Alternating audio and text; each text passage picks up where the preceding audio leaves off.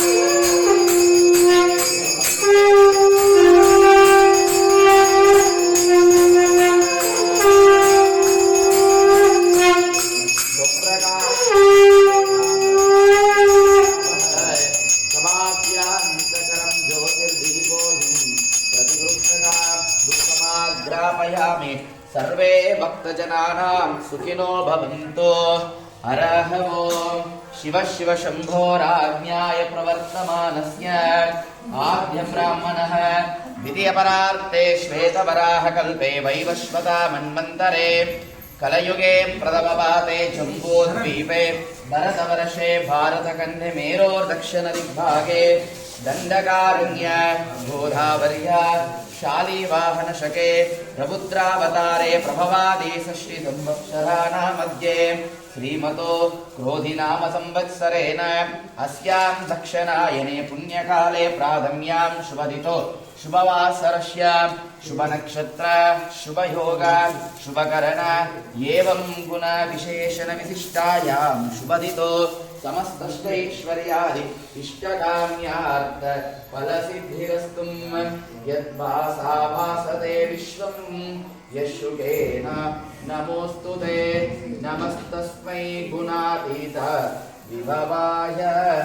परात्मने नमः नानादरष्टैश्वर्यादि इष्टकाम्यार्थ फलसिद्धिरस्तु सर्वे जनाः सुखिनो भवन्तु समस्तसन्मङ्गलानि भवन्तो अनुकृण्वन्तो சுவாமிக்கு இப்போ 108 அஷ்டோத்திரம் சொல்றேன். எல்லாரும் நடராஜேஸ்வராய நமஹான்னு சொல்லுங்க. ஹரஹ ஓம் ஓம் சிவாய நமஹ ஓம் மகேஸ்வராய நமஹ ஓம் சம்பவே நமஹ ஓம் பினாகினே நமஹ शशिशेखराय नमः ओम वामदेवाय नमः ओम विरूपाक्षाय नमः ओम अवर्धिने नमः ओम नीललोहिताय नमः ओम शंकराय नमः ओम शूलपानये नमः ओम कल्पाङ्गिने नमः ओम विष्णुवल्लभाय नमः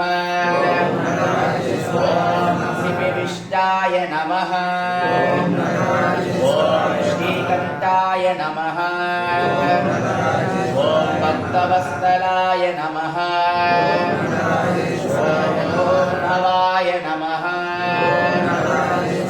ओम सर्वाय नमः योगेशाय नमः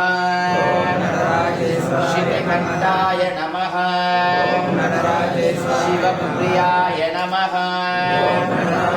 ओम रुद्राय नमः ओम कपालिने नमः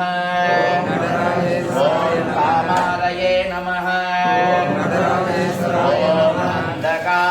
अंधकासुरसूधनाथाय नमः गङ्गाधराय नमः सदाकाक्षाय नमः कालकालाय नमः कृपानिधये नमः देवाय नमः परशुहस्ताय नमः सदानये नमः सदादराय नमः कैलासवासिने नमः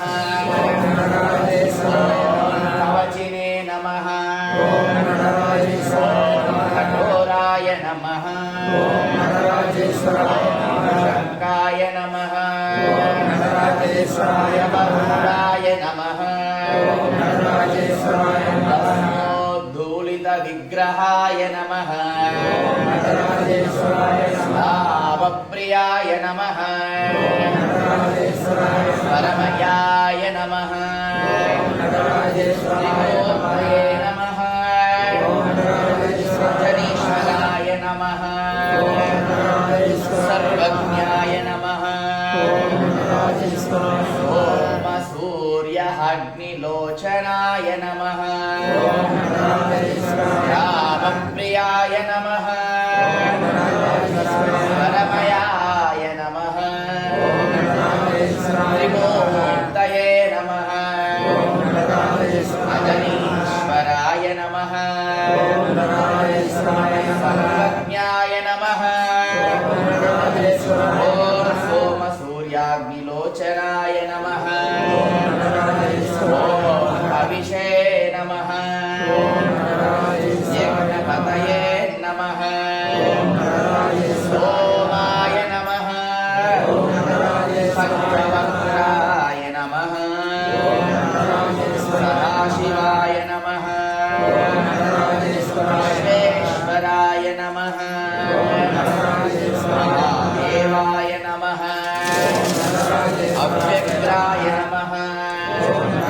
दक्षध्वरहराय नमः ॐ हराय नमः भगवेन्करुते नमः अचाय नमः पापविमोचनाय नमः गुडाय नमः पशुपतये नमः देवाय नमः अव्यक्राय नमः दन्तविदे नमः दानवे नमः दिगम्बराय नमः मूर्तये नमः अनेकात्मने नमः शाश्वताय नमः विग्रहाय नमः हराय नमः ॐ कालकालाय नमः अग्निनेत्राय नमः सर्वेश्वराय नमः परमाय नमः परमात्मने नमः मृत्युञ्जयाय नमः वैश्वरवे नमः जगद्रूपिणे नमः जगद्गुरवे नमः ओमकेशाय नमः महासेनजनकाय नमः विक्रमाय नमः रुद्राय नमः भूतपतये नमः स्थानवे नमः दिगम्बराय नमः अष्टमूर्तये नमः नमः शाश्वताय नमः ॐ परमेश्वराय नमः ॐ ब्रह्ममुरारिषुरार्चितलिङ्गं निर्मलभासितशोभितलिङ्गम्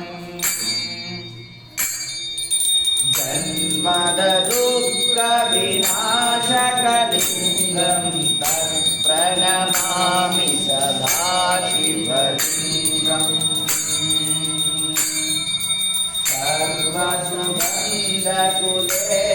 सर्वसुगन्धकुलेपितलिङ्गं बुद्धिविवर्धनकारणलिङ्गम्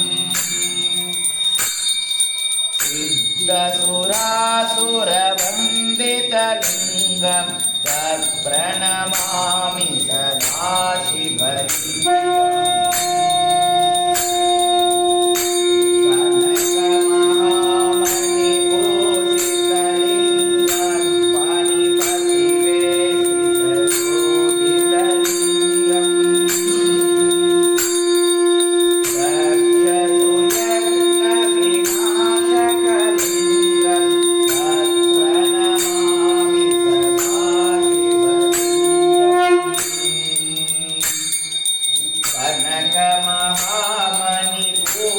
कनकमहामणिभूषितलिङ्गं पाणिपतिवेष्टितशोभितलिङ्गम्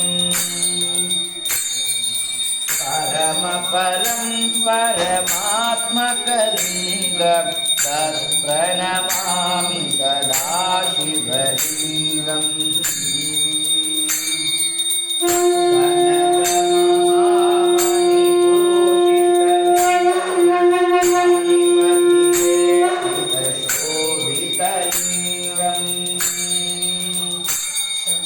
परमपरं परमात्मकलिङ्गं तत्प्रणमामि सदा शिवलिङ्गम्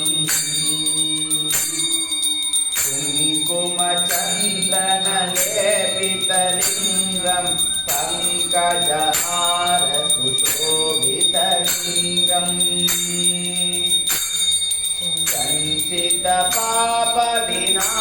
सञ्चितपापविनाशकलिङ्गं तत्प्रणमामि सदा शिवलिङ्गम्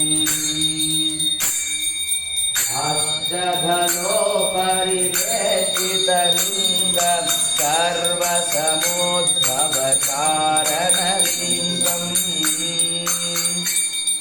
सिद्धसुरासुरवन्दितलिङ्गं तत्प्रणमामि सदाशिवलिङ्गम्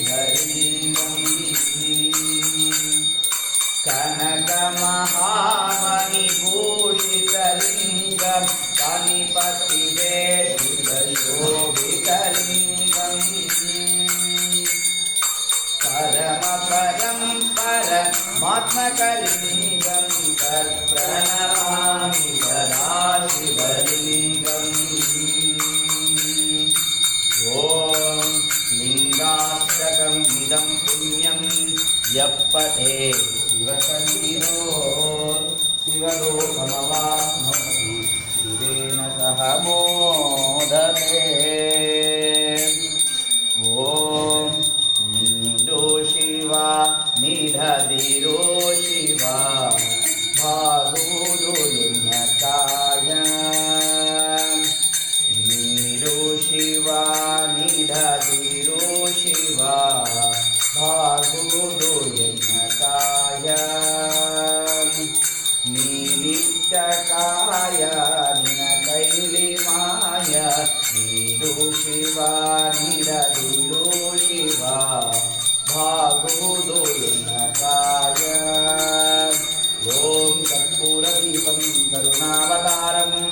संसारसारं भुजगेन्द्रहारं सदा वसन्तं हृदयारम्भे भवं भवामि हरिं नमामि ॐ नागेन्द्रहाराय त्रिलोचनाय रत्नाकराय महेश्वराय नित्याय शुद्धाय दिगम्बराय तस्मै नकाराय नमः शिवाय शिवाय नमः ॐ हराय नमः शिवाय ॐ परमस्वरूपा शिवाय ॐ परमेश्वर हर हराय ॐ शिवाय नमः ॐ हराय नमः भवाय नमः शिवाय ॐ परमस्वरूपा शिवाय ॐ परमेश्वर हर हराय ॐ शिवाय नमः ॐ हराय नमः भवाय नमः शिवाय ॐ महादेवाय मङ्गलम् पार्वती परमेश्वरा मङ्गलम् परमस्वरूपाय मङ्गलम् परमोद्भवाय मङ्गलम्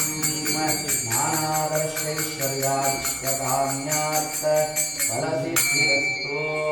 सदा विश्वं परब्रह्मं तस्मै श्री गुरवे नमः महादेवाय मङ्गलं पार्वती परमेश्वर स्वामी देवताभ्यो नमः यद्भासा भासते विश्वं यशुकेन नमोऽस्तुते नमस्तस्मै गुणातीत विभवाय परात्मने नक्षत्रदेवं महानित्यं पार्वती परमेश्वरम् आवाहयामि आवाहितो भव स्थापयामि स्थापितो भव अवकुण्ठोति भव व्याप्तो भव वरदो भव इति षण्मुद्रा प्रदर्शनम् हरः ओम्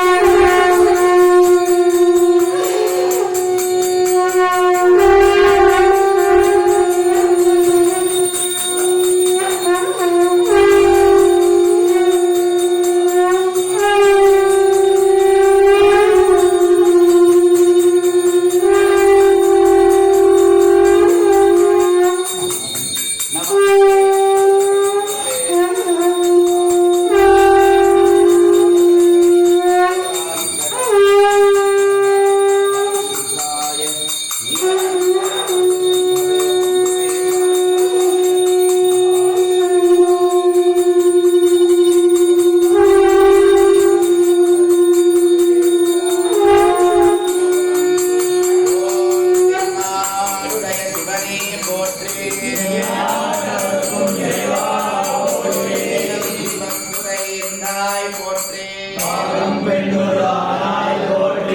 ஆவாய் கனகத்திரளே போற்றி ஓம் சிவா திருச்சிற்றம்பலம் ஓம் அஸ்யாம் தேவதா ஓம் பூர்புவஸ்வः தத்சவிதுர்ஸ்தி तत्सवितुर्वरेण्यं भर्गो देवस्य धीमहि धियो यो न प्रचोदयातु सत्यं नमः सद्यो जातं प्रवर्ध्यामि सद्यो जाताय वै नमो नमः भवे भवे नाति भवे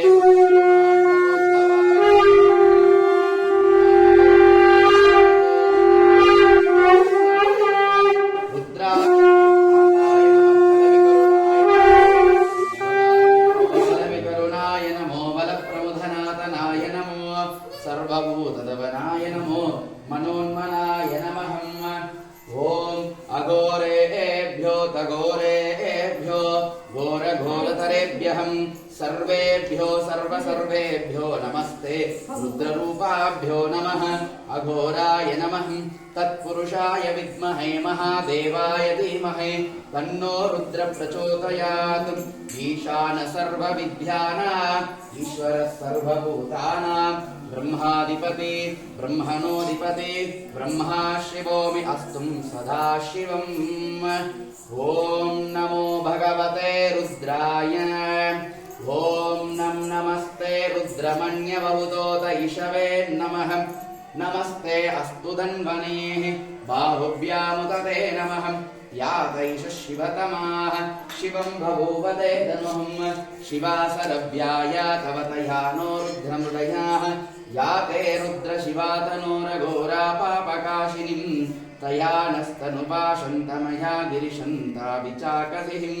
यामीशं गिरिशन्तहस्तेः विवरशहस्तवेः शिवां गिरित्रतां कुरु माहिगंसि पुरुषं जगत् शिवेन वचसा त्वा गिरिसाश्चावदामसिं यथा नः सर्वमिज्जगतः यक्ष्मगं सुमनाः सतुम् अध्यवोचदधिवक्ताः प्रथमोधैभ्यो विशक्कुम् अहीगं च सर्वाजं वयं सर्वास्तयातु धान्यः असो यस्ताम्रो हरुण उत बभ्रुष्मङ्गलः ये चेमागं रुद्रावितो दीक्षोः कृता सहस्रशो वैशागं येडहीमहे असोभ्यो वसर्पतिनीलग्रीवो विलोहितः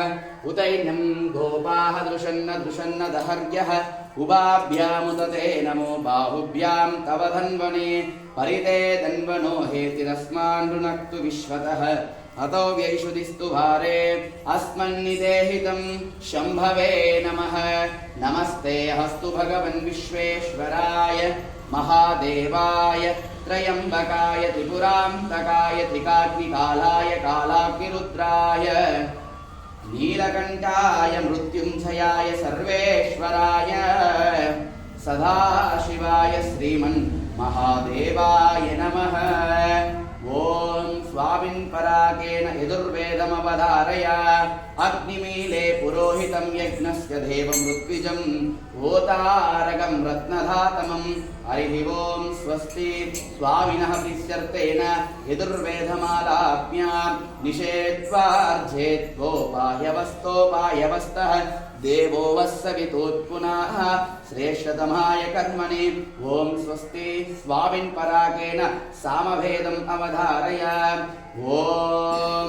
विकटोत्कटसुन्दरदन्तिमुखं भुजगेन्द्रसुसर्पगजाभरणम् गजनीलगजेन्द्रघनाधिपतिं प्रणतोऽस्मि विनायकहस्तिमुखम् सुरसुरगणपतिसुन्दरकेश ऋषि ऋषि गणपति यज्ञसमानम्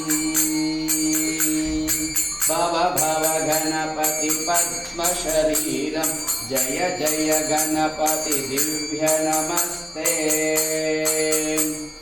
गजमुखवक्त्रं गिरिजापुत्रं गणगुणमित्रं चित्रं गणपतिमीशप्रियं तटद्रुतपरशृङ्गं गणपाणिं कदलितपद्मरुचिं प्रणमतदेहं प्रकटिततालं षद्भिरितालमिदं षद्भिरितालमिदं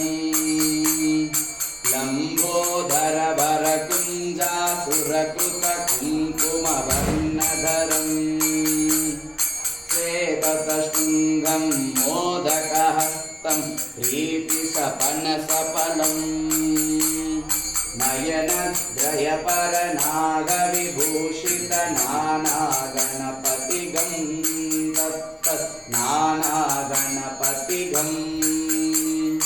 धवलिकमतजलतनु तनु चन्दं तनु तनु विषधरशूलकपालम्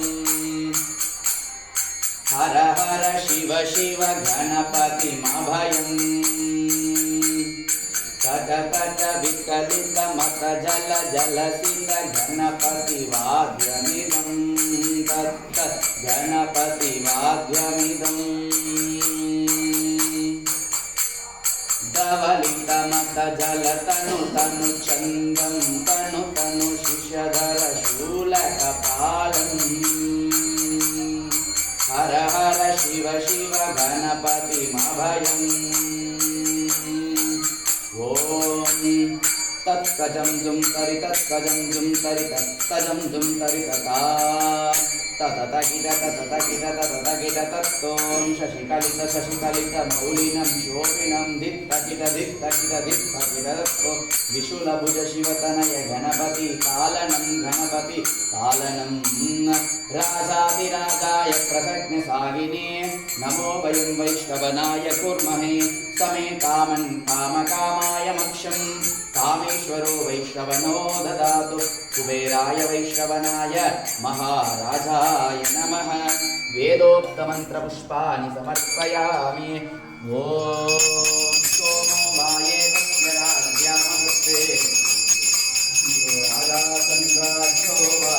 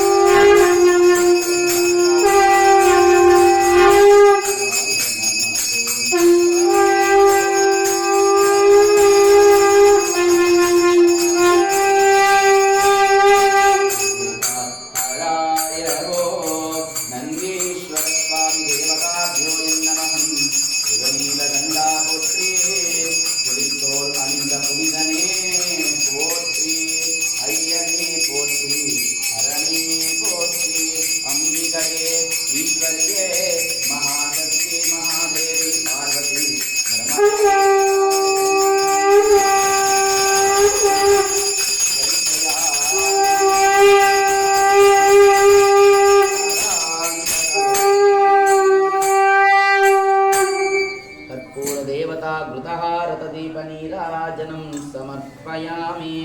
महामन्त्रपुष्पं समर्पयामि शिरसा प्रदक्षिणनमस्कारां करोमि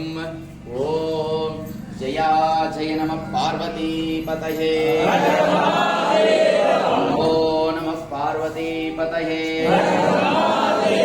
ॐ தென்னாடுடைய சிவனே போற்றி கம்பத்துரை எந்தாய் போற்றி வாய் கனகத்திரளே போற்றி அருள் பெரும் ஜோதி தனி பெரும் கருணை அருள் பெரும் ஜோதி தனி பெரும் கருணை